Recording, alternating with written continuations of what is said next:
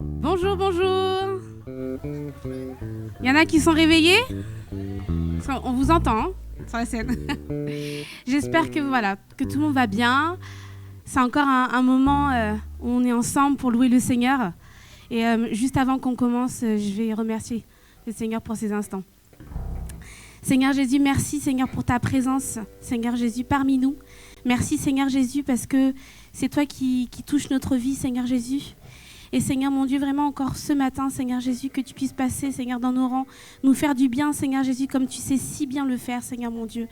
Merci Seigneur Jésus de nous conduire dans cette louange, Seigneur Jésus, pour nous rapprocher encore plus de toi, Seigneur mon Dieu. Merci Seigneur. Amen. Alors pour ce premier chant, nous allons chanter « Célébrer, nous venons célébrer » parce que nous sommes là pour célébrer le Seigneur. Et je vous invite à vous lever si vous pouvez.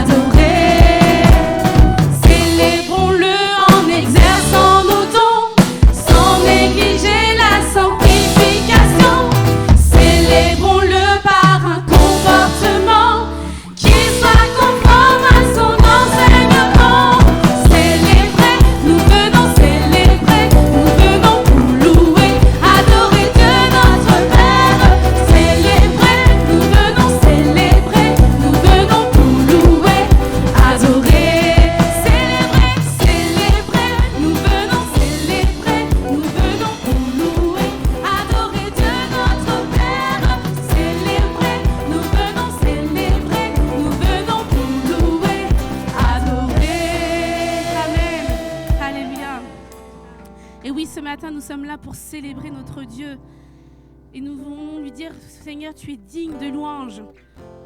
Amen.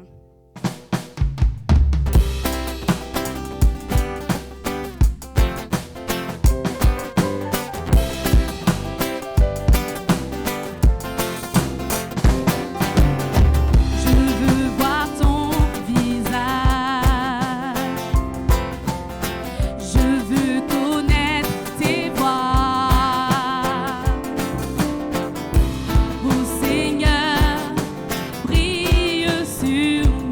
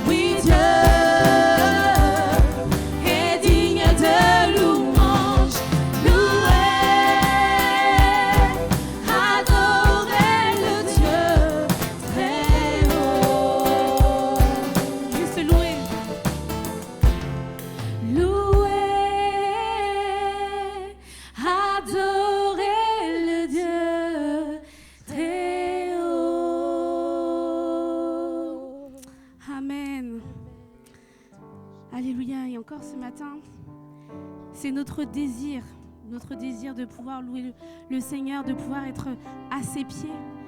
Et encore ce matin, qu'on puisse réaliser ce que nous chantons, pas simplement des beaux chants, mais des chants qui élèvent le Seigneur et qui nous rapprochent de lui.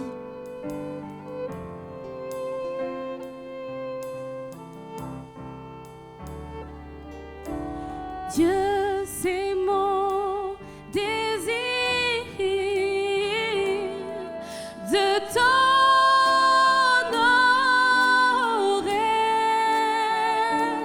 oh Seigneur, de tout mon cœur, je te loue, je te loue. Tout ce qui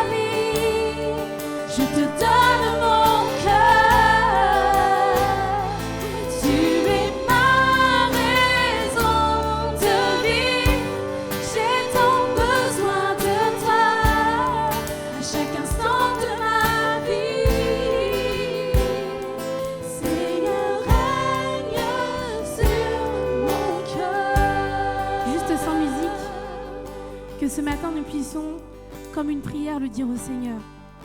Seigneur, je te donne ma vie, je te donne mon cœur. Tu es ma raison de vivre. Rechantons ce passage. Je te donne ma vie, je te donne mon cœur. Tu es ma raison de vivre. J'ai tant besoin de toi à chaque instant de ma vie. Seigneur, règne sur mon cœur. Seigneur, règne sur mon cœur. Oh Seigneur Jésus, Dieu de gloire, Dieu qui est puissant, Seigneur Jésus, merci Seigneur Jésus. Merci Seigneur parce que tu relèves celui qui est fatigué, Seigneur Jésus. Merci Seigneur Jésus parce que dans ma vie, Seigneur Jésus, tu m'as montré encore combien tu es bon, combien tu es celui qui relève, Seigneur Jésus. Merci Seigneur parce que Même dans une grande tristesse, Seigneur Jésus, tu nous mets la joie, Seigneur Jésus. Seigneur, tu sais transformer, Seigneur Jésus, les mauvaises situations, bonnes situations. Seigneur Jésus, nous ne savons pas tout, Seigneur Jésus. Mais Seigneur, aide-nous, Seigneur Jésus, à te faire confiance, Seigneur Jésus. Tu es le Dieu tout-puissant, Seigneur, qui peut tout, Seigneur Jésus. Que ton nom soit glorifié, Seigneur Jésus. Alléluia. Leur Fils de Dieu.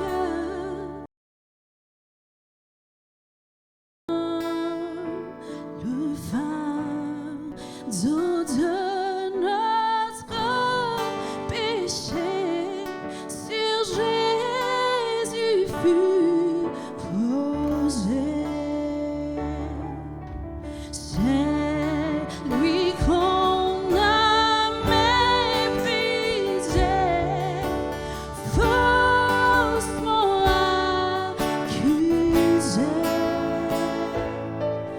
blessé, meurtri et humilié, d'épines couronné.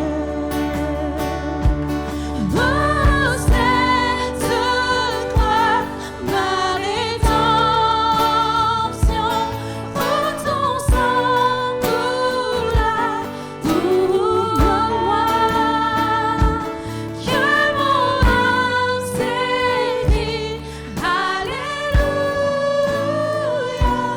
gloire et honneur à toi seul.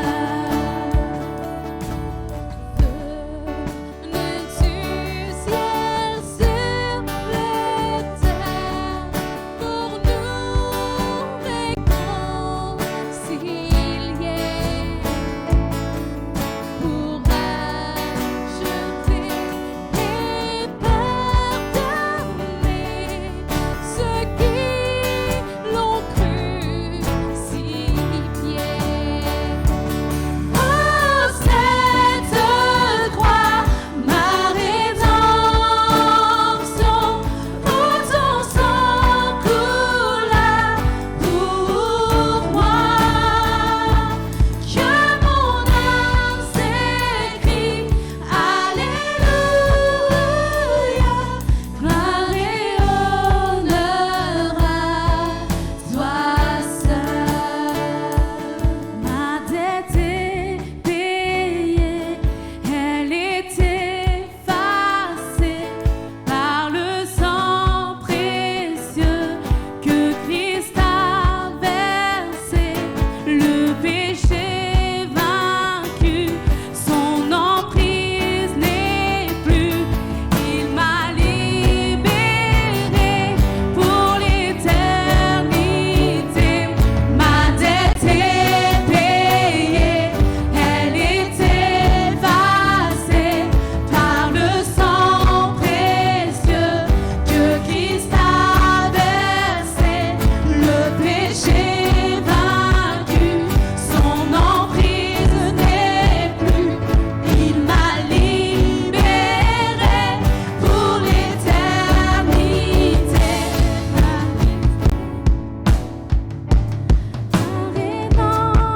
Rédemption, où ton sang coula pour moi, que mon âme s'écrie, Alléluia, gloire et honneur à toi seul. Gloire et honneur à toi seul.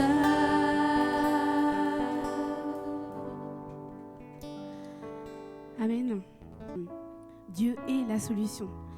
Dieu est la solution pour notre pays, pour notre Église, pour notre propre vie. Et nous allons pouvoir chanter ce cantique qui nous dit « Guéris ce pays ». Pendant ce temps, j'invite Nathalie, Christophe, pour passer dans nos rangs pour les offrandes. Donc il y a 2 troncs.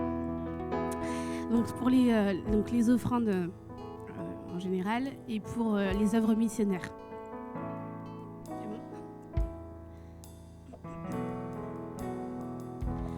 Montre-nous aujourd'hui ta puissance.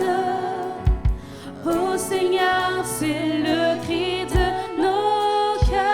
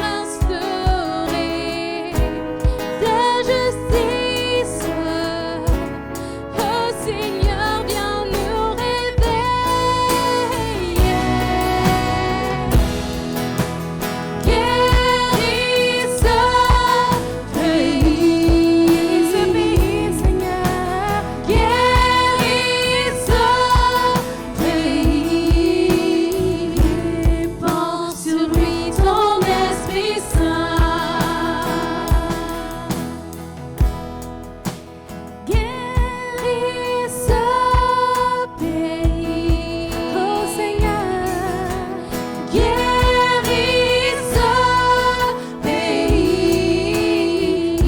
Répands sur lui ton Esprit Saint. Nous pouvons chanter, Seigneur, guéris mon cœur aussi. Guéris mon cœur, oh Seigneur, guéris mon cœur. Guéris mon cœur. Répands sur lui ton Esprit Saint. Oh, guéris mon cœur. Guéris mon cœur. Je le déclare ce matin. Guéris mon cœur, répands sur lui ton Esprit Saint. Répands sur lui ton Esprit Saint. Amen.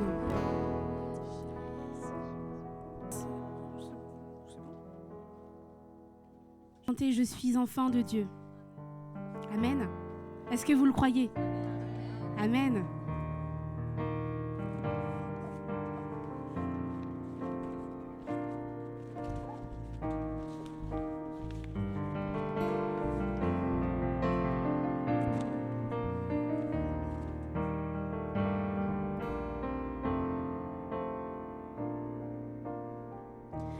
Tu m'as ébloui par tes mélodies. Tu m'entoures d'un chant d'amour, chant de délivrance devant mes ennemis. Toutes mes craintes s'enfuient. Je ne suis plus esclave de la peur. Je suis enfant de Dieu. Je ne suis plus esclave de la peur. Je suis enfant de Dieu.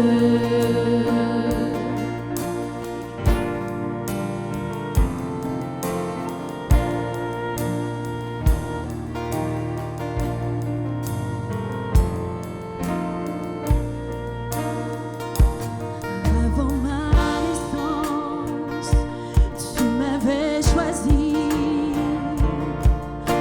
appelé par mon nom. Tu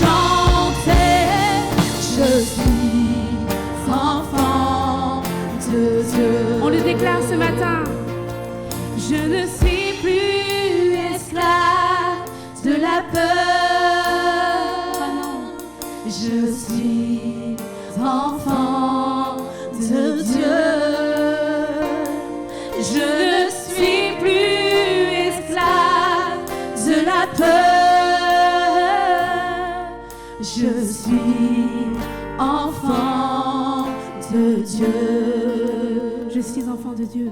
Je suis enfant de Dieu. Amen. Amen. Je laisse la place.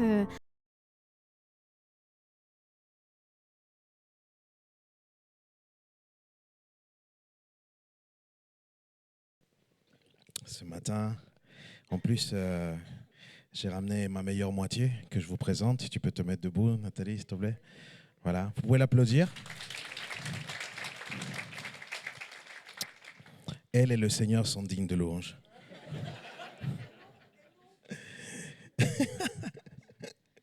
On est vraiment très honorés de pouvoir être parmi vous, de pouvoir passer ce temps à vous connaître. On a beaucoup discuté déjà avec vos magnifiques pasteurs locaux. Vous avez beaucoup de grâce de Dieu à les avoir, franchement. Je ne sais pas pourquoi vous les changez. Frère. Hein?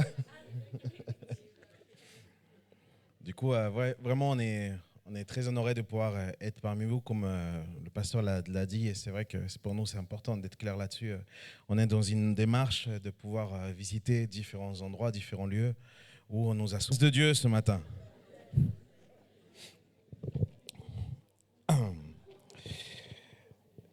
Dieu, tout au long de notre vie, les amis, permettra des situations et des contextes qui vont nous faire avancer dans ce qui est notre relation de foi avec lui.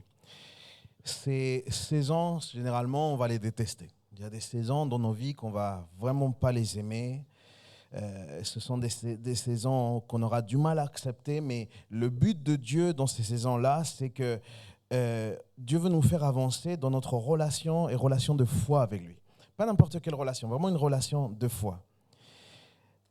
Les déserts, donc, parce que ce sont des saisons qu'on peut décrire comme des déserts, les déserts sont des processus que Dieu permet pour pouvoir nous préparer à atteindre nos Canaan. Mais il faut bien comprendre une chose, il n'y a pas de terre promise s'il n'y a pas d'abord un désert. Et il faut vraiment le saisir. Nos terres promises, ce sont ces promesses que Dieu a faites dans nos vies et qu'on ne voit pas forcément aujourd'hui réalisées, mais qu'on sait que le Seigneur nous destine vers là-bas. On sait que le Seigneur nous a parlé. On sait que le Seigneur nous a guidés d'une certaine façon, mais c'est comme on est encore à une distance et cette fameuse distance, elle est dure à vivre. C'est ça. Et je ne sais pas si vous le savez, mais contrairement à nous, Dieu n'est pas intéressé par les mêmes choses. C'est-à-dire que nous, on veut arriver au bout. C'est tout ce qu'on souhaite, pouvoir arriver à la fin de ce parcours, souffler, etc. Mais Dieu, lui, il est très intéressé par le parcours qu'on va faire, par le cheminement. D'ailleurs, Dieu est beaucoup plus intéressé par le cheminement que par le but en soi. Parce que ce n'est que pendant le cheminement que Dieu peut travailler notre caractère et transformer nos vies. Ce n'est pas une fois qu'on est arrivé, qu'on a réussi, qu'on est tout joyeux. C'est vraiment pendant la période dans laquelle on marche dans ce désert. C'est là où Dieu travaille dans nos cœurs. Mais toi et moi, on n'aime pas ça. Soyons sincères. Et ce sont des moments qui sont compliqués. Mais on apprend que c'est nécessaire en fait. Et moi, ce qui me surprend aussi, et je peux le voir au bout de toutes ces années que j'ai pu servir le Seigneur avec mon épouse, c'est que pas tout le monde arrive au bout. Pas tout le monde atteint les promesses de Dieu.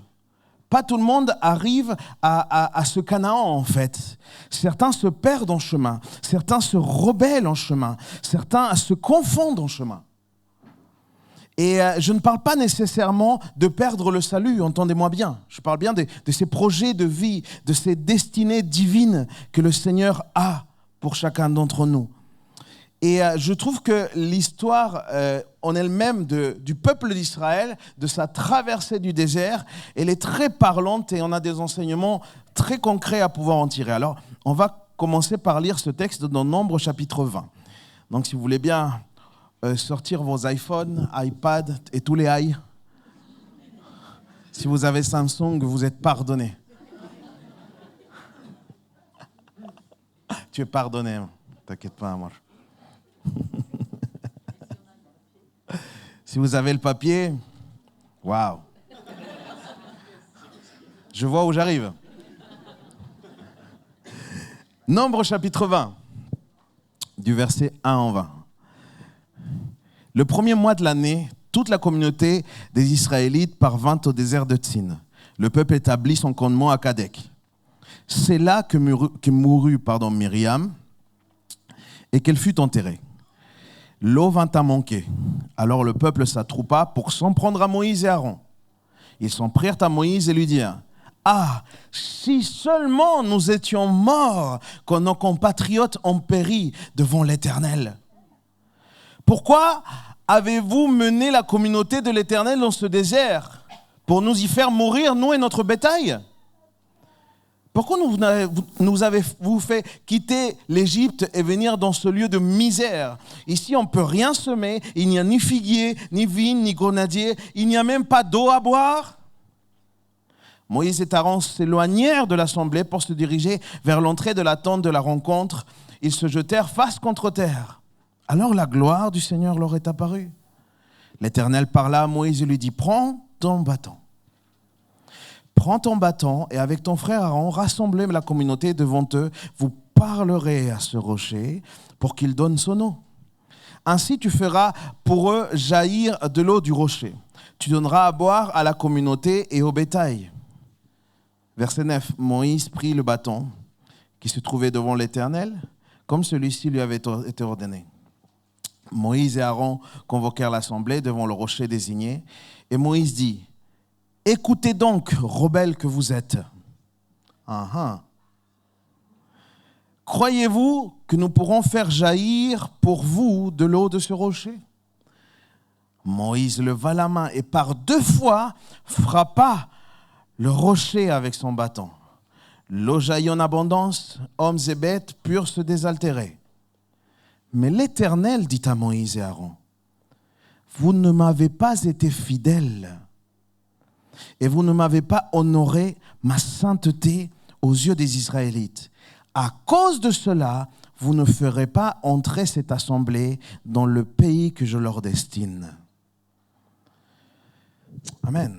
C'est un texte énervé. C'est un texte dur. C'est un texte que je trouve très difficile à approcher parce qu'on voit un miracle, mais on voit une très mauvaise fin. Je ne sais pas si vous vous rendez compte. On voit une action divine, mais on ne voit pas que la volonté de Dieu se fait pour autant. Quand on lit bien ce texte, et on voit cette réalité, et je dois le dire peut-être déjà à quelqu'un, ce n'est pas parce que tu vois un miracle que c'est forcément la volonté de Dieu qui s'exerce dans ta vie. Ce n'est pas parce que tu as une provision particulière que c'est nécessairement un projet de Dieu pour toi.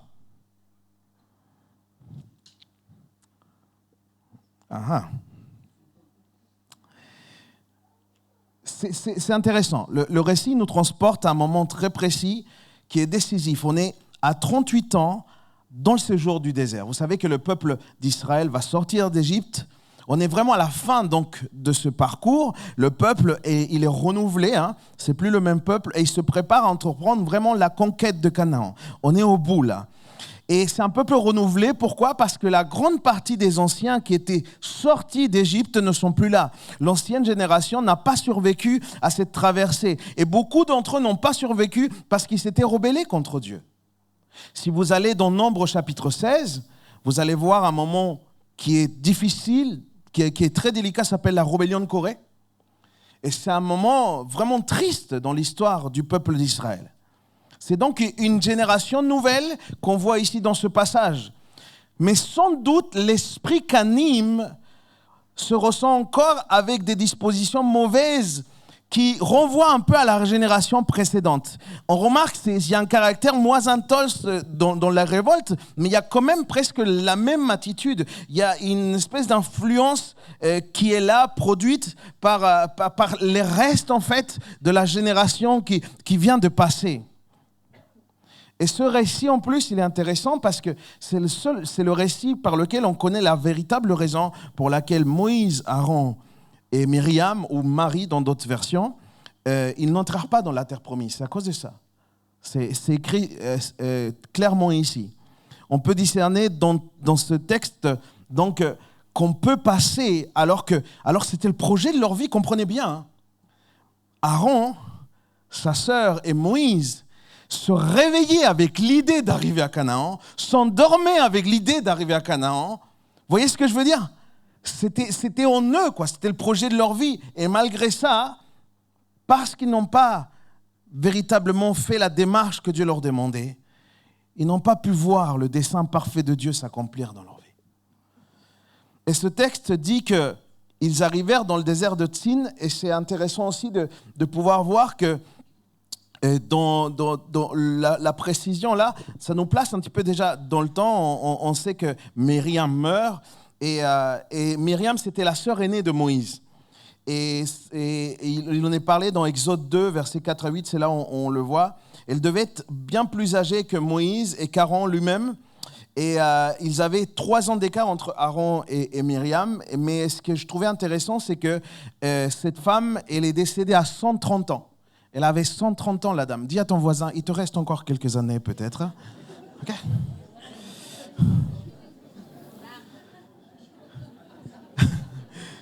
Trois ans après, 4 mois. 4 mois après, c'est Aaron lui-même qui va décéder. Lui, il a 123. Donc, comme quoi, l'espérance de vie des gars, c'est déjà un problème. Okay, il y a quand même un écart.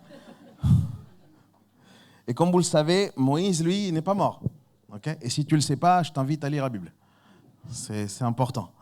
Donc, il ne faut pas le chercher, il n'y a pas de tombe. Et en fait, ce qui se passe ici dans le processus, c'est que l'exode du peuple d'Israël nous laisse voir un grand nombre d'enseignements. On va essayer de juste voir quelques-uns importants aujourd'hui.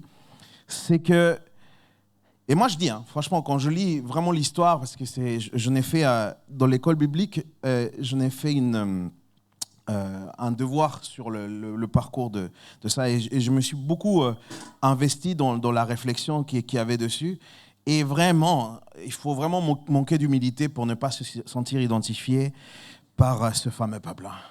C'est-à-dire qu'on se dit, ouais, le peuple rebelle, etc. Mais toi et moi, il y a des moments où notre cœur... Ah non, vous êtes que des blanches colombes. Excusez-moi, je me suis trompé d'église. OK ? Vraiment, enfin, on ne peut pas se dire que nous n'avons pas déjà été dans une attitude similaire à ce peuple.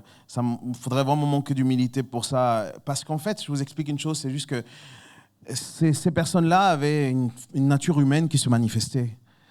Et cette même nature demeure en nous, en fait. Donc, le verset 2 dans ce passage d'Ombre 20 nous donne une précision du contexte. À ce moment-là, le souci, c'était qu'il n'y avait pas d'eau. C'est ça le déclencheur. Il n'y avait point d'eau. Mais on sait aujourd'hui, et c'est intéressant, que la vallée dans laquelle ils étaient, ça s'appelle la vallée de Rithma, qui est vraiment voisinante à Kadek. Et ce qui m'intéresse, moi, dans ça, c'est qu'il y a des gens qui ont étudié un petit peu la région et ils se sont rendus compte que cette région, elle était connue parce qu'elle était riche en eau. C'était une région où il y avait déjà de base, et d'ailleurs toutes les personnes qu'à l'époque faisaient de l'agriculture, ils essayaient de venir dans cette région parce qu'ils savaient que c'était une bonne terre en fait. Et c'est fou parce que le peuple d'Israël arrive, mais eux, ils arrivent dans une sécheresse. Okay ? Peut-être que cette année-là où ils sont arrivés, les sources, les fontaines se sont fermées, mais combien savent qu'il n'y a pas de hasard avec Dieu ? Ils étaient dans le bon endroit. Comprends bien ça. Ce n'était pas que Dieu les avait guidés dans un mauvais endroit. Ils étaient vraiment dans un bon endroit. Nous n'avons pas déjà eu l'impression, les amis, dans notre vie chrétienne, qu'on a des moments où on se sent asséché. D'ailleurs, ce n'est pas qu'un ressenti. Le manque de fraîcheur chez le chrétien, ça se voit, c'est très concret. Ça se voit tous les jours. Et notre entourage le ressent. Et ça peut se manifester par une sorte de décrochage, comme dans le désert. On se dit, ma situation, mon contexte, c'est compliqué, c'est aride. Il est tellement difficile, je n'arrive pas à voir agir Dieu en ma faveur. Et comme je ne vois pas Dieu agir en ma faveur, c'est comme si ma passion elle-même, elle tarissait. Et moi, je deviens de plus en plus sec. Le peuple d'Israël, les amis, ignorait le lieu où ils marchaient. Ils ignoraient que ce lieu était déjà riche en eau. Et si Dieu est le maître des éléments, ça veut dire aussi que Dieu est au contrôle de chaque source d'eau qu'il existe sur terre. Ça veut dire qu'ils étaient déjà dans le lieu où il y avait la provision qu'ils avaient besoin.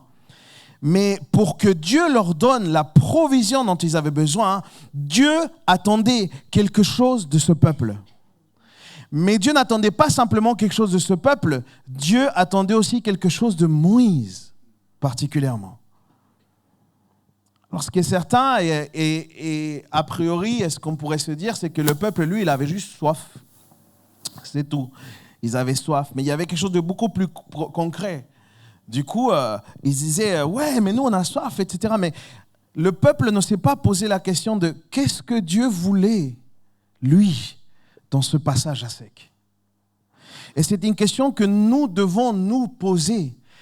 Qu'est-ce que Dieu veut, lui, dans notre moment de sécheresse? C'est pas quel est mon besoin, et Seigneur, je t'exprime mon besoin, tu sais, et puis je te pleure, et puis je demande de l'aide, etc. Il y a quelque chose que Dieu veut de toi au milieu de ton désert. Au milieu de ce moment de sécheresse. Sans doute, ce que Dieu voulait de son peuple, c'était sa confiance. Et je vais vous expliquer. Quand tu as confiance, la confiance te permet de rester en paix parce que tu as une profonde conviction que si Dieu est ton Dieu, alors il va pourvoir au bout d'un moment. Parce que c'est le contrat de départ. Si Dieu te sauve, ce n'est pas pour que tu te perdes. Si Dieu te sauve, c'est parce qu'il désire vraiment à chaque fois pouvoir être ta provision. Mais l'attitude du peuple n'était pas celle de la confiance. L'attitude du peuple était celle du reproche. Les frustrations les rendaient de plus en plus désespérés. Alors, ce qui est intéressant, c'est que si Dieu cherche la confiance du peuple, c'est parce qu'auparavant, ils avaient déjà vécu une situation similaire, en fait. On va creuser un peu dans la parole. Et du coup, en fait, Dieu, vu qu'il leur avait démontré sa puissance, Dieu espérait avoir la foi du peuple. Dieu avait déjà montré qu'il était capable, il leur avait déjà montré la faveur. Mais non, comme il est dit dans le verset 3, le peuple cherche querelle. Ils s'en prirent à Moïse. C'était un peuple qui râlait. Il râlait et il râlait. Comme les Français. Peut-être qu'il y avait une double nationalité. Parce que c'est vrai qu'ici en France, il y a comme un sport. Le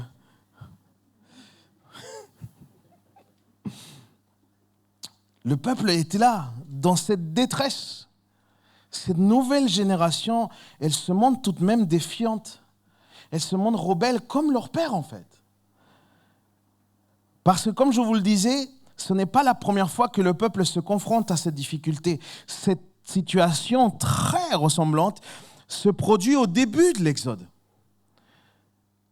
Le peuple, la première année, il me semble que c'est la première année quand il va être en exil. On peut lire ensemble. Allez avec moi dans Exode chapitre 17 parce que vous me voyez avec une tête. Ah ouais, c'est vrai.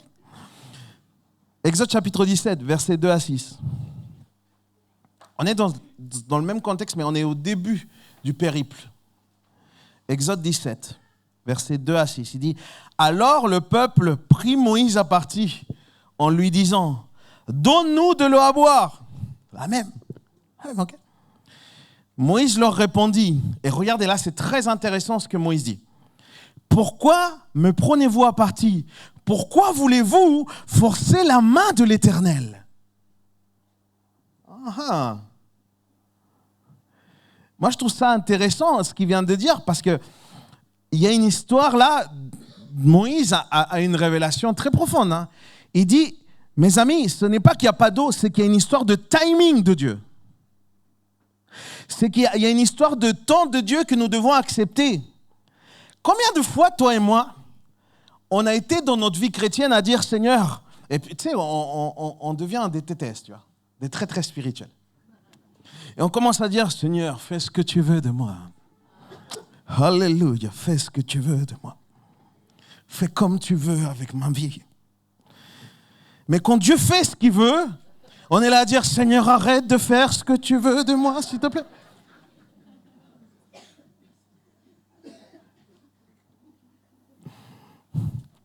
Allez, on continue parce que sinon on va pas finir. Verset 3. Pressé par la soif, le peuple se plaignit à Moïse et dit, « Pourquoi nous as fait-tu quitter l'Égypte? Est-ce que c'est pour nous faire mourir ici, nos enfants et nos troupeaux ?» Moïse cria à l'Éternel. Et ça, c'est beau, les amis, parce que dans l'ancien passage, il dit qu'ils se mirent à part, ils vont vers l'entrée de la tente de la rencontre. Et là, il dit, se met à part encore et il crie à l'Éternel. Et ce cri, les amis, c'est le cri d'énormément de pasteurs. Que puis-je faire avec ce peuple? Que puis-je faire avec ce peuple? En plus, il était dans un contexte très, très difficile. Il dit, ils sont sur le point de me tuer à coups de pierre. Il y a des églises où les chrétiens sont sur le point de tuer des pasteurs. Peut-être pas à coups de pierre, mais j'ai vu des pasteurs dans des burn-out, dans des dépressions. Et c'est le cri, en fait. C'est le cri d'un leader. L'Éternel va répondre à Moïse. Regardez ce qu'il va lui dire. Moïse, fuis, va-t'en. Moïse, j'ai réservé une grotte pour toi. Passe devant le peuple. Ah, tu ne viens pas d'entendre ma prière, ils veulent me jeter des pierres. Passe devant le peuple et emmène avec toi quelques responsables d'Israël. Que Dieu bénisse les CA, tous les responsables. Et lui dit, prends ton bâton. Prends le bâton à la main avec lequel tu as frappé le Nil et va. Et là, la réponse de Dieu, elle est là, les amis, parce que ça, c'est juste la préparation. La réponse est là, il dit, quant à moi, je vais me tenir devant toi sur le rocher, sur le mont Horeb. Tu frapperas le rocher, l'eau en jaillira et le peuple pourra boire. Moïse fit ainsi en présence des responsables d'Israël. Remarquez, nous sommes vraiment dans la situation similaire. Vous êtes d'accord avec moi? Okay? Les mêmes besoins. Okay? Le peuple a soif, mais le peuple se rebelle parce qu'il se désespère. Et Dieu, par Moïse, va faire un miracle encore. Okay? C'est la même image. C'est l'histoire de trouver cette différence.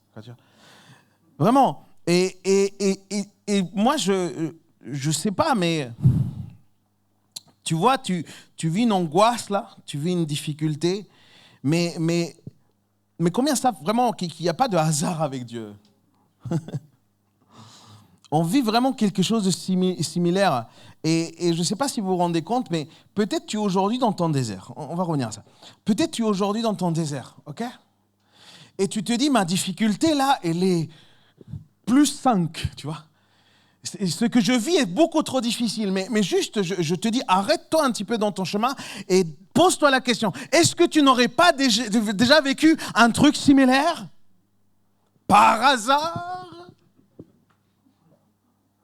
Est-ce que tu n'aurais pas déjà eu ce besoin de miracle de Dieu dans ta situation? Et je te pose une autre question. Est-ce que tu n'aurais pas déjà vu Dieu faire ce fameux miracle?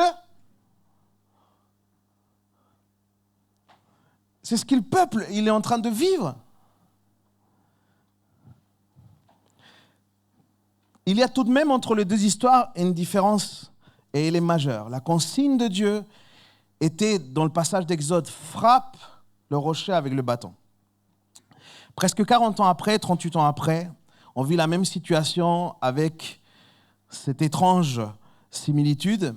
Et comme auparavant, Moïse va aller chercher cette direction divine. Et on revient à nombre 20. Il dit, dans le verset 6, qu'il se retire. La situation devient menaçante et Moïse et Aaron se réfugient auprès de l'Éternel. Ça, c'est un réflexe très important. quand il y a des situations, et là je parle aux leaders, quand il y a des situations de conflit, quand il y a des situations de difficulté, on sent une oppression, c'est nécessaire pour toi et moi, d'avant même d'alerter le monde entier, que tu te réfugies auprès de la présence de Dieu. C'est extrêmement important. Mais la consigne, cette fois, elle est différente. Dans Nombre 20, dans le verset 8, on revient au verset 8, il dit « Prends ton bâton avec ton frère Aaron et rassemblez la communauté. Devant eux, vous parlerez. » Donc il leur dit encore, mettez-vous. Mais il dit « Vous parlerez au rocher. » Et c'est le titre de mon message, « Parle au rocher. » Vous parlerez au rocher pour qu'il donne de l'eau. Okay?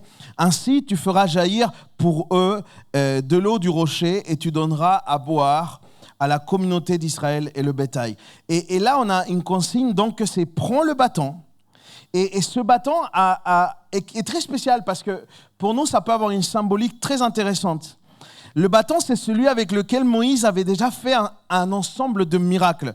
Dans Exode chapitre 17, au verset 5, on voit qu'il y a un nombre important de choses qui s'étaient faites au travers de ce bâton. Mais Moïse n'utilisait plus le bâton. Vous voyez, c'est le même bâton en fait qui avait été utilisé, qui s'est transformé en serpent. C'est le même bâton dans lequel l'eau elle s'était transformée. Le même bâton quand il a ouvert ses bras comme ça et que la mer aussi. Il était là en fait. Mais il semblerait qu'entre ces moments-là, entre ces premiers miracles et le moment là où nous sommes, il n'avait plus le bâton. Parce que c'est pour ça que Dieu l'invite, il dit, maintenant prends le bâton, c'est maintenant il faut que tu prennes le bâton. Moïse n'utilisait plus le bâton, il va devoir, peut-être d'ailleurs au vu de verset 9, peut-être qu'il était dans le tabernacle, le bâton. Il n'y a pas forcément quelque chose de clair là-dessus, mais en tout cas, c'était inactif. Il n'avait plus d'activité parce que c'était un temps, les amis aussi, pendant lequel il n'y avait pas quelque part besoin de ces fameux miracles du début parce que le peuple était en train de se former, il y avait des règles qui devaient être instaurées, il y avait un certain nombre de choses qui devaient se mettre en ordre et Dieu faisait confiance à ses responsables, Dieu faisait confiance à la communauté pour pouvoir utiliser le bon sens que Dieu leur avait donné pour pouvoir s'instaurer. Donc la période des miracles n'est plus. Mais là on arrive dans cette crise et il y a besoin de reprendre ce fameux bâton. Je remarque 3 erreurs majeures dans la situation avec Moïse. Et ce n'est pas, je ne fais pas ici le procès de Moïse, je suis en train là d'apprendre sur moi au travers d'erreurs de Moïse. Okay? Personne ici n'est meilleur que Moïse. Il y en a qui ressemblent à Moïse ici, mais vous n'êtes pas meilleur que Moïse. La première chose, c'est qu'il parle au peuple. Moïse parle au peuple plutôt que parler au rocher. C'est intéressant. Dieu lui a dit « parle au rocher », mais lui il parle au peuple. On doit admettre en tout cas que la faute de Moïse, elle provient de son état à lui d'impatience. Moïse, lui, il était irrité. Okay? Il n'en pouvait plus de cette situation. Parce que cette situation, il l'avait déjà vécue auparavant. Okay? Et là, il voit la même génération et il se dit « mais really ?» Et de là dérive la première faute. Il désobéit à Dieu en s'adressant non au rocher comme Dieu lui avait ordonné, mais au peuple. Il aurait dû être l'intermédiaire entre la volonté divine et le rocher en transformant celui-ci par ordre divin comme une source bienfaisante. Mais au lieu de ça, il se place entre Dieu et le peuple en adressant à celui-ci les plus vifs reproches en plus. Et cette fausse position, c'est ce qui le met d'abord en tort. Il y a une deuxième erreur, c'est que le miracle se passe, mais il ne rend pas gloire à Dieu pour la délivrance du peuple. Et il est difficile de ne pas remarquer dans le verset 10, il dit, croyez-vous, il pose cette question, croyez-vous que nous pourrons faire jaillir de l'eau de ce rocher? Il ne dit pas, croyez-vous que Dieu peut encore le faire? Il dit pas, croyez-vous que Dieu est capable de faire un miracle maintenant parce que Dieu nous aime, etc. Non, il dit, croyez-vous que nous pourrions? Je ne sais pas si quelqu'un comprend là. Donc c'est subtil, mais c'est une sorte de doute qu'il met. Et il met ce doute comme s'il hésitait à promettre positivement la délivrance qui appartient à Dieu en fait. Et au lieu de glorifier Dieu par une parole de foi joyeuse et triomphante, il vole en fait. Il vole l'éclat de la majesté divine par une interrogation ambiguë. Quelque part, mes amis, ils ne rendent pas ce miracle à Dieu. Ils le tournent de telle manière à penser que ce miracle pourrait provenir de lui. Mais mes amis, je suis là aussi pour te dire que Dieu ne partage jamais sa gloire. Dieu ne partage pas sa gloire. C'est très important. Toute personne qui ne rend pas gloire à Dieu, Dieu finit toujours par... En fait, la personne perd sa destinée. Toute personne qui ne rend pas gloire à Dieu, toute personne qui veut voler la gloire de Dieu, la personne, elle perd sa destinée. Et à moins que cette personne se repente sincèrement, et il faut beaucoup d'humilité pour se repentir. Il y en a qui étaient là peut-être hier. Mais Dieu fait grâce aux humbles et résiste aux orgueilleux. Mais si tu es dans une démarche de voler la gloire à Dieu, crois-moi, tu es dans la pire démarche de ta vie. Si tu penses que le Seigneur t'utilise dans un quelconque ministère parce que tu pries pour les gens et les gens guérissent, si à un moment tu viens à penser que c'est grâce à toi, crois-moi, tu es dans des sérieux problèmes. Si tu as des gens que naturellement s'approchent de toi parce qu'ils retrouvent en toi un certain charisme et puis ils viennent comme ça et à un moment tu crois que ça c'est grâce à toi si tu es dans cette position, tu es dans des sérieux problèmes. Je le disais hier, s'il y a quelque chose de bon en nous, ce n'est que le reflet de Jésus. Mais la seule chose qui nous appartient à nous, c'est le péché. Dis à ton voisin, ça pique ça ou pas?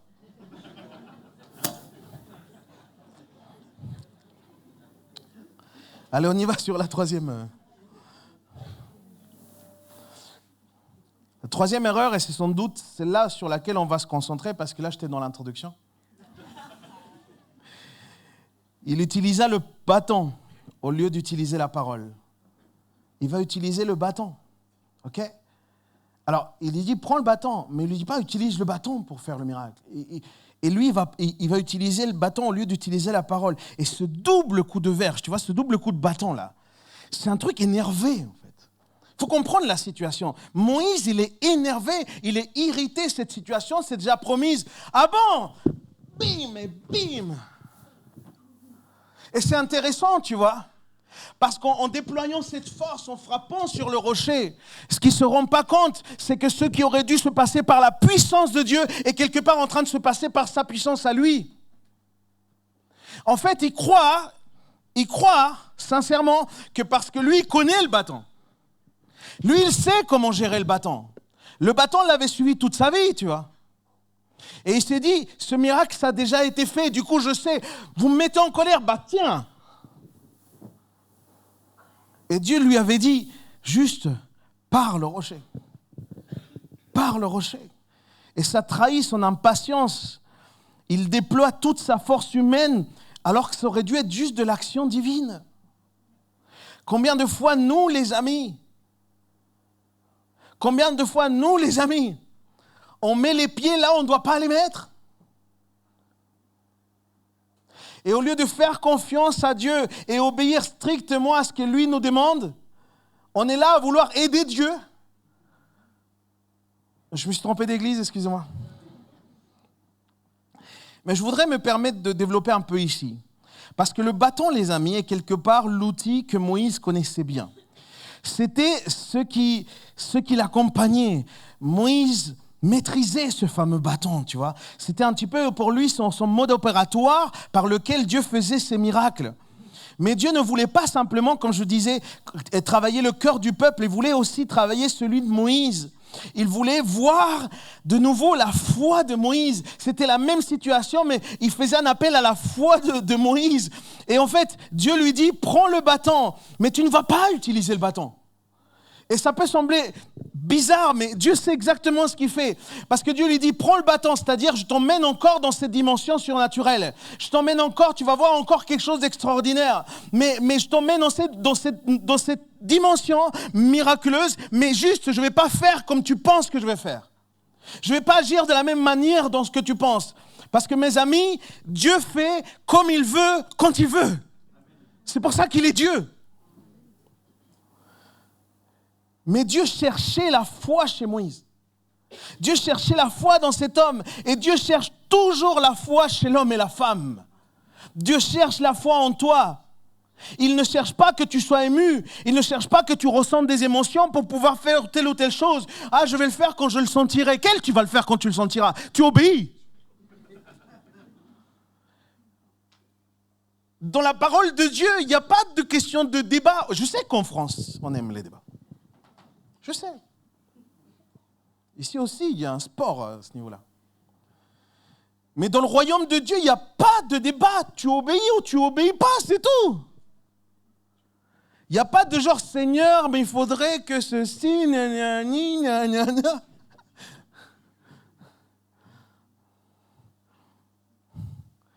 Dieu ne cherche pas à que tu sentes. C'est nous, on aime sentir. Dieu cherche avant tout notre foi. Quelqu'un dit amen à ça. Et pourquoi il cherche notre foi? La Bible dit que la foi, c'est le style de vie du juste. Le juste vivra. Le juste vivra par la foi. Et ce n'est pas par les émotions que le juste vivra, ce n'est pas par les sensations, mais par la foi. La foi, c'est ce qui remue le ciel. La foi, c'est ce qui ouvre les écluses des cieux. La foi n'est pas un argumentaire. Par notre foi, Dieu est capable de faire l'impossible. Et Dieu, pour voir la foi de Moïse, il devait l'amener sur un terrain nouveau. Dans un même contexte, mais dans un terrain nouveau. Une nouvelle manière qui allait réveiller à nouveau la foi de Moïse. Mais pourquoi Dieu voulait réveiller la foi de Moïse? Parce que Dieu voulait amener Moïse beaucoup plus loin. Comme si Dieu disait, Moïse, tu as réussi. Tu as réussi déjà tout ce cheminement. Regarde, ça fait 38 ans. C'est bien Moïse, je suis avec toi, j'ai vu, bravo Moïse, mais je veux t'amener encore plus loin. Je veux qu'on aille à un autre stade encore. Et Dieu le dit encore à quelqu'un, tu penses peut-être est arrivé à un certain stade de ta vie chrétienne, ou peut-être tu n'es qu'au début, peu importe, parce que peu importe ton âge, peu importe ta condition, Dieu te pose la même question, où est-ce qu'elle en est ta foi? Dieu cherche la foi en chacun d'entre nous. Alors Dieu lui dit, parle au rocher. Et c'est incroyable que Dieu dise, parle au rocher. Le réflexe de Moïse est le même que nous avons à chaque fois que Dieu nous amène dans quelque chose de nouveau. Moïse, quoi? Il fait quoi? Il prend le bâton, il s'accroche à ce bâton. À chaque fois que Dieu nous emmène vers quelque chose de nouveau, on se réfugie dans nos sécurités. À chaque fois que Dieu nous amène dans quelque chose de nouveau, on croit que parce que nous ne voulons pas évoluer, Dieu ne veut pas évoluer. On croit que parce que nous, on semble rester dans un espèce de confort dans notre vie chrétienne, on pense que Dieu doit se conformer à nous. Alors que la vie de l'Église, c'est le mouvement. On stagne. On arrête nous-mêmes l'action de Dieu parce qu'on ne veut pas faire de cette nouvelle manière dont Dieu veut faire avec nous. On ne veut pas renouveler notre mentalité. Mais écoute-moi. Pourquoi le bâton? Pourquoi cette même situation? J'y arrive. La première fois où Dieu va utiliser le bâton avec Moïse, Moïse va avoir besoin de croire que ce bout de bois-là, il va lui servir pour faire des miracles. Mais t'imagines la foi que devait avoir Moïse? Mais imagine un bout de bois. Et Dieu te dit, avec ça, l'eau là, on va la changer. C'est juste dingue. Et Moïse devait avoir une foi incroyable déjà à ce moment-là pour croire que par un simple bâton, Dieu allait faire autant de prodiges. Mais écoute-moi, là, il a le bâton. Et Dieu cherche cette même foi. Cette même audace, cette même innocence dans le cœur de Moïse, quand il lui dit, tu as le bâton, mais maintenant je te demande de passer au cap supérieur. Et le cap supérieur, c'est parle au rocher. Garde le bâton si tu veux, mais maintenant tu parles au rocher. Et Dieu cherche cette même foi en toi et en moi pour que la volonté de Dieu se fasse. Et ta foi et ton obéissance seront la clé pour atteindre ta terre promise à toi. Cette bénédiction qu'il a préparée pour toi, ce miracle pour lequel tu as tant prié, tu es à une prière de foi d'y arriver. Le Canaan, il n'est pas loin, les amis. Mais Dieu te dit aujourd'hui, je ne veux pas que tu comptes sur ton bâton. Je ne veux pas que tu t'assoies sur tes acquis. J'ai besoin que tu crois à nouveau à ce que j'ai pour toi, à ce nouveau que j'ai pour toi. J'ai besoin que tu parles au rocher. Quelqu'un me reçoit ce matin? Parce que j'ai l'impression que vous êtes un peu décédé là. Ok, vous m'accordez encore combien de temps? Dites-moi parce que... On est chaud ou pas? Parce que ma femme derrière, elle m'a ouvert les yeux comme ça, elle m'a dit... Ah, c'est la meilleure moitié, hein. Parfois, on est là et on essaye de nous battre et on essaye de parler à nos adversités, à nos défis. Au lieu de nous adresser au rocher. La Bible dit que le rocher, c'est Jésus. Et c'est au rocher qu'il faut qu'on parle, les amis. C'est au rocher qu'il faut qu'on s'adresse. Quand Dieu nous invite, il nous dit, parle au rocher, il est en train de te dire, parle à Jésus, développe une relation avec lui, parce que le rocher, les amis, c'est cette invitation-là. Parle à Jésus. Il y a un pasteur que je connais qui, lui, s'était converti à sa jeunesse, etc. Mais sa peine, c'était que sa maman n'avait jamais donné sa vie au Seigneur. Et du coup, pendant des années, pendant 3-4 ans, il va essayer, quoi. Il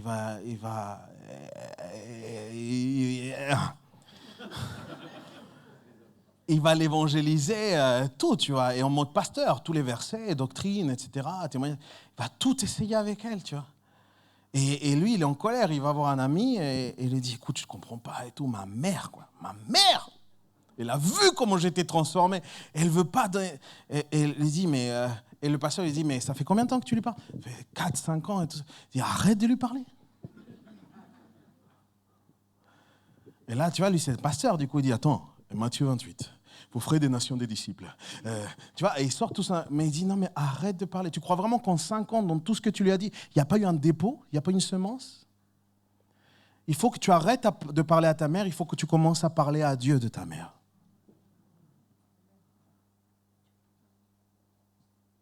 Il faut qu'on parle au rocher.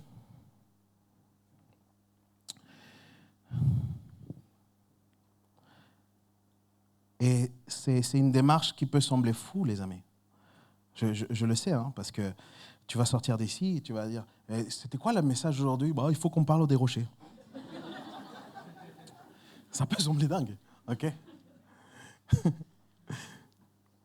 Particulièrement dans ce monde, hein. Mais la foi, c'est ça aussi.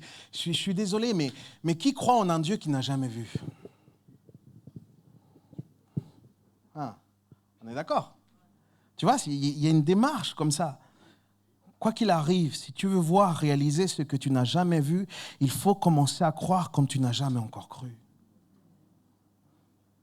Ça demande d'aller plus loin. Et moi, je réfléchissais sur ce texte parce qu'il se finit d'une manière triste, tu vois. Et on peut trouver sévère la sentence de Dieu à ces 2 serviteurs, à ces 3 serviteurs. Il y avait aussi Myriam.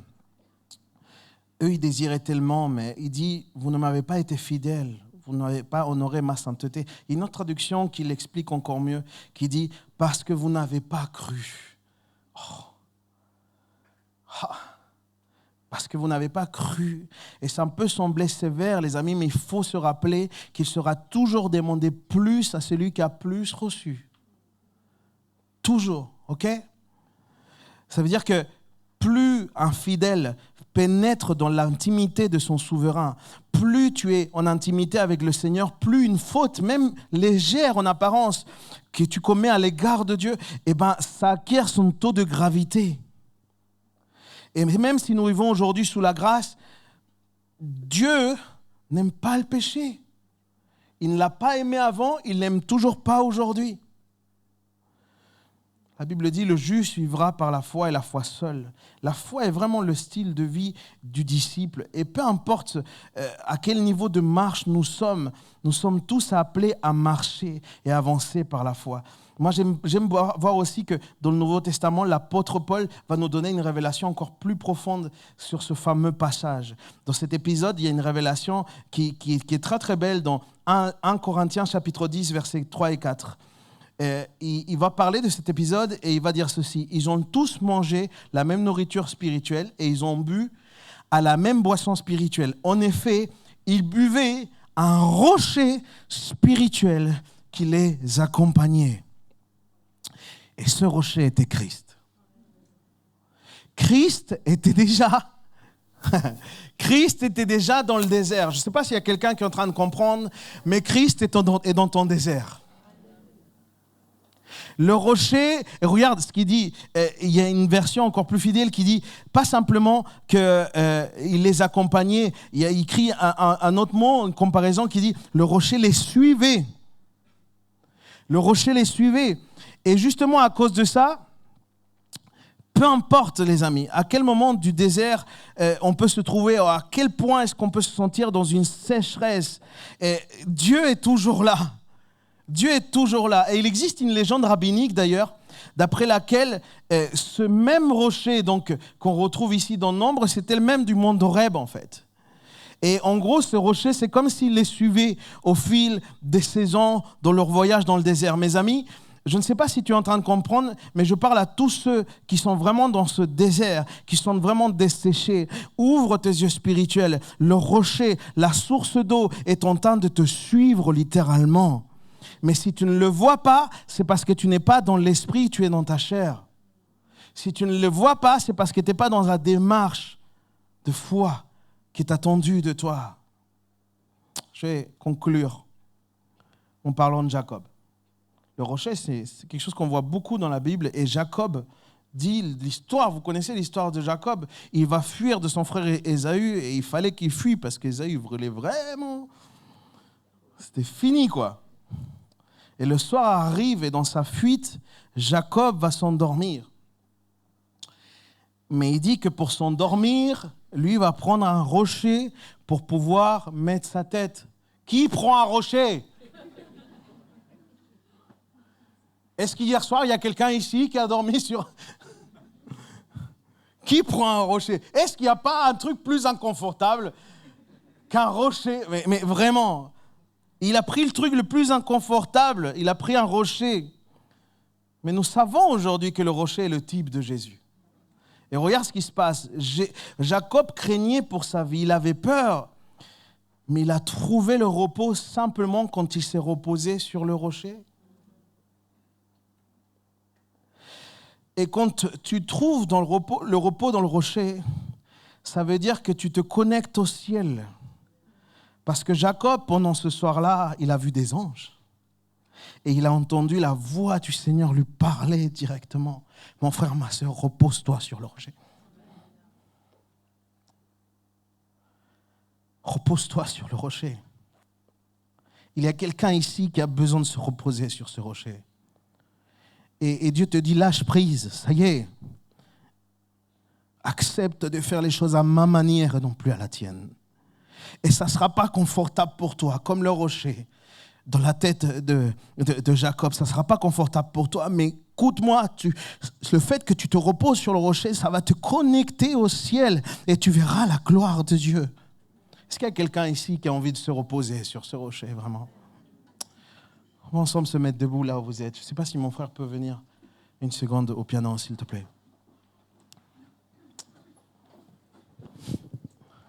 David connaissait aussi ce rocher.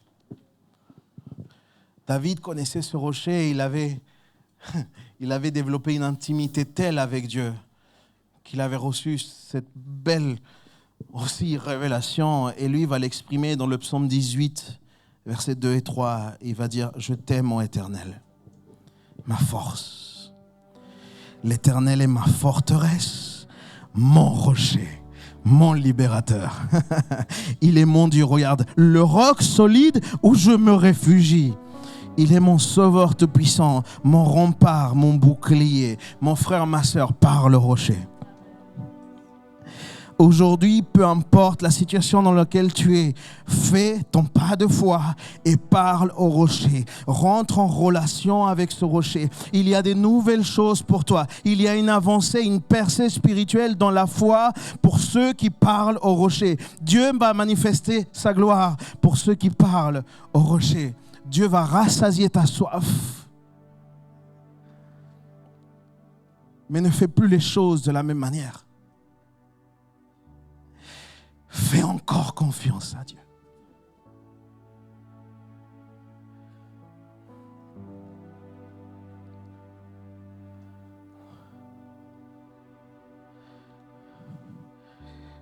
Seigneur, voici j'ai parlé ce que je crois vient de ton cœur. Et Seigneur, moi peut-être que j'ai pu parler à l'intellect, à l'intelligence de chacun, mais Seigneur, toi tu es capable de parler au cœur. Et ta parole, Seigneur, c'est celle qui pénètre au plus profond de nos entrailles pour provoquer en nous, Seigneur, une transformation. Et Seigneur, nous tous, nous avons besoin, Seigneur, de nous détacher de notre foi dans le bâton, Seigneur. Peut-être que notre foi, au lieu de la mettre en toi, on l'a mis dans notre bâton. Peut-être que notre foi, on l'a mis dans des sécurités, dans des choses qu'on savait, dans des choses qu'on maîtrisait, dans des choses qui simplement nous ont marqués. Mais Seigneur, toi tu nous invites à quelque chose de nouveau. Loin de nos sécurités, loin de ce qu'on maîtrise, mais profondément attaché à ta volonté, Seigneur. Alors ce matin, Seigneur, je crois avec mes frères et sœurs. Aujourd'hui, Père éternel, on veut faire ce pas de foi. Et Seigneur, on croit, Seigneur, qu'au travers de cette relation avec toi, Seigneur, notre vie va être encore transformée, Seigneur. Et on ira plus loin, Seigneur. Seigneur, on ne veut pas rester accroché comme cette génération qui restait avec cet esprit, Seigneur, de l'ancienne génération. Père éternel, renouvelle-nous. On veut être dépendant de toi et de toi seul, Seigneur. Ôte de nous, Seigneur, toute rébellion. Au nom de Jésus, Seigneur, nous te demandons pardon. Pour tant de fois où nous avons résisté à t'obéir, Seigneur, et nous n'avons pas pris le risque de te croire. Seigneur, c'est de toi que nous avons besoin. C'est toi la tête de l'Église. Et c'est de toi que nous avons besoin, Seigneur. Merci, Seigneur, de nous avoir parlé.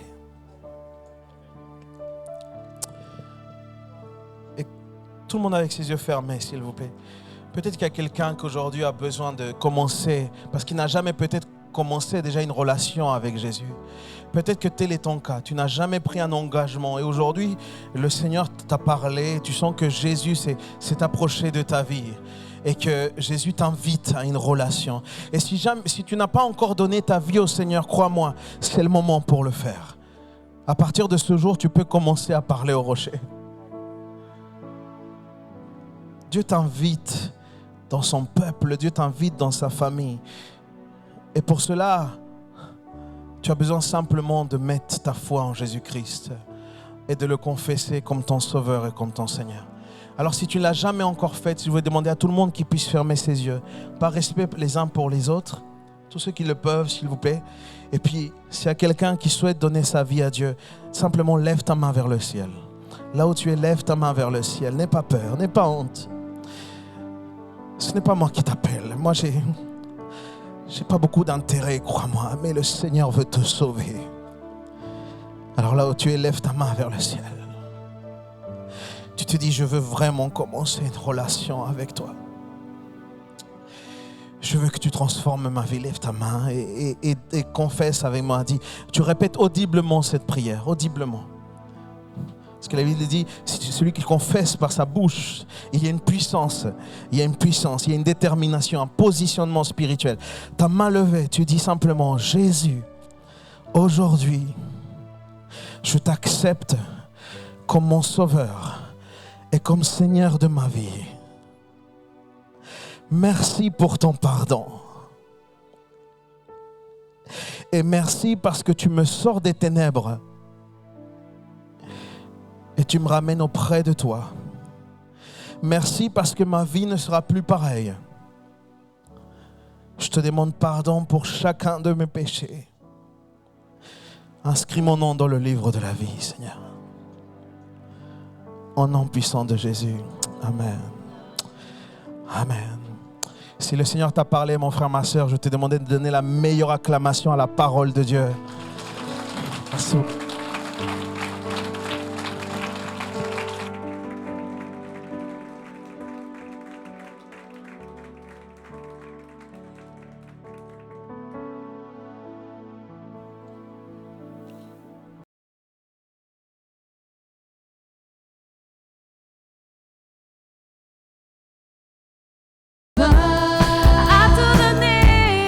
À tout donner pour que je sois sauvé.